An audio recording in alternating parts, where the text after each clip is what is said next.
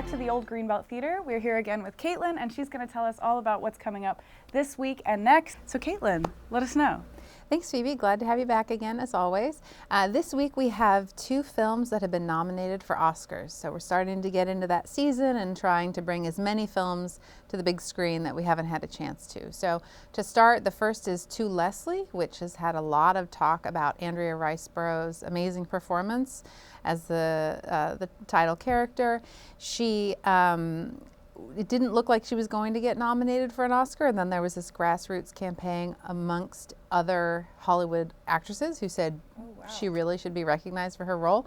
And it's so outside the norm of the way that Hollywood usually promotes an actor. The studio does it and pays for a lot of advertising, that now the Academy is looking into it because they think that maybe they're, And it seems like the poor woman, like she's just done an amazing job as an actor and is getting recognized by her peers.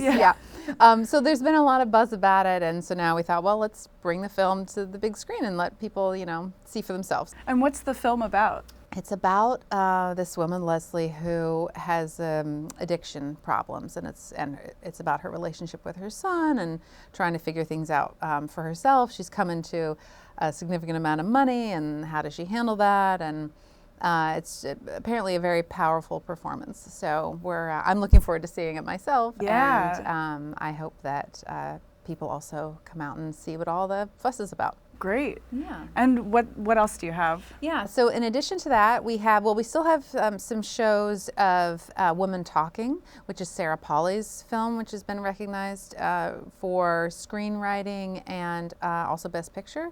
And it is based on a story of abuse within a Mennonite community in South America, but she takes it a little bit broader than that. So it's still, you can tell it's within an insular, sort of isolated community, but beyond that, she doesn't really get into specifics, and it is a much more of a purposeful story about truth and trauma and who believes whom and how do you deal with it and forgiveness, and it's a really excellent film that I hope people will get a chance to see. So yeah, it looked like from the trailer there's a lot of discussion of like how do you deal with a situation like this? What are your options in that scenario? Yeah, and what's interesting about it from the religious side is that because this is for them very much about like, if we don't forgive, will we be allowed to go to heaven?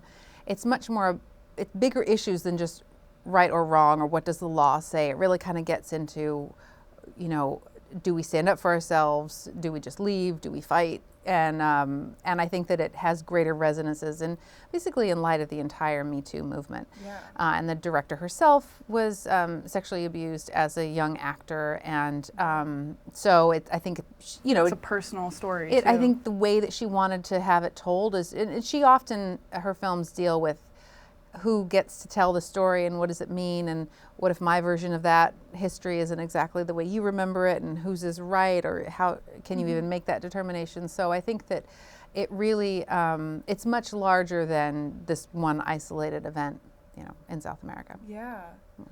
And then the other film we have this week is the German adaptation of All Quiet on the Western Front, which is in the foreign language category, and is also supposed to be a very affecting story. It's a very well-known English language film, but seeing the same story told from the German perspective is also a really interesting kind of twist. Yeah, I like that, because you just had Living, which was like the Americanized version of a Japanese story. So it's cool to see an English movie turned into some other culture's story. Right, and which doesn't usually happen. Right, it's usually exactly. That, Hollywood goes out and picks the best foreign films and then remakes them. Yeah. But, yeah, especially because this is, and I haven't seen this one either, but what is it like to tell the story of war from the side that we usually associate as the bad guys? So,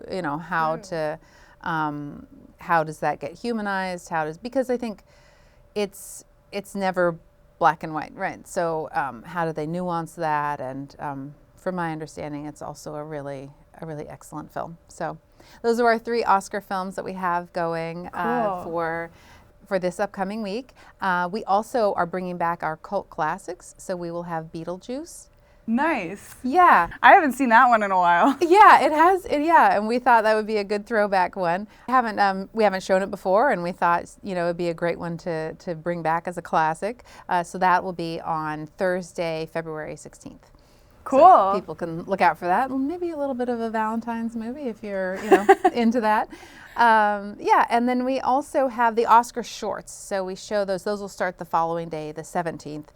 We like to show those every year in the 3 main categories of documentary, live action, and animated.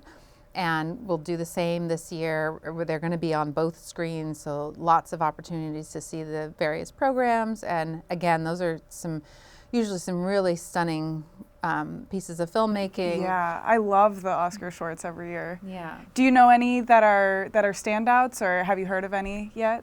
Yeah, there's 2 that are getting a lot of attention: An Irish Goodbye in the live action, and Elephant Whisperer in documentary. So cool. Yeah. Well, that's exciting. Yeah. And then the final thing we have going on in the month of February, it's a busy month for such a short month, is our Black History Month screening is going to be Wakanda Forever.